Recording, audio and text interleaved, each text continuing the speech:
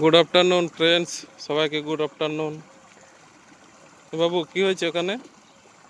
সর ওখান থেকে, সর ওখানে দাঁড়াস না। বাবু ওখানে সর, ওখানে দাঁড়াস না, এইদিকে চলে আয়। ভয় লাগছে না? বন্ধুরা দেখো, এখানে সব মানে জল জমেছে, কালকে থেকে প্রচুর জল হয়েছে।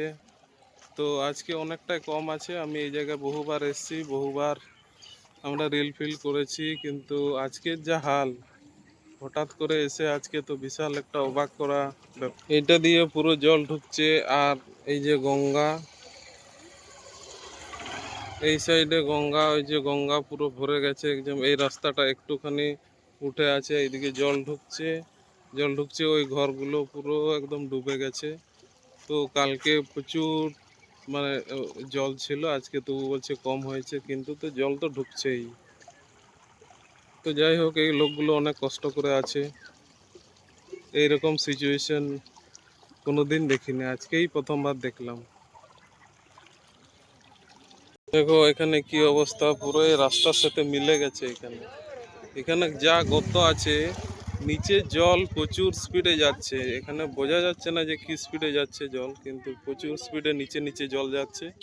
তো পুরো লেভেল হয়ে গেছে রাস্তার সাথে। তো সবাই স্নান করছে, রাস্তার উপরে স্নান করছে।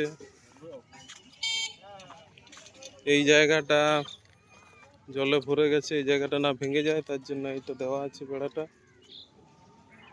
তো যাক, খুব খারাপ অবস্থা।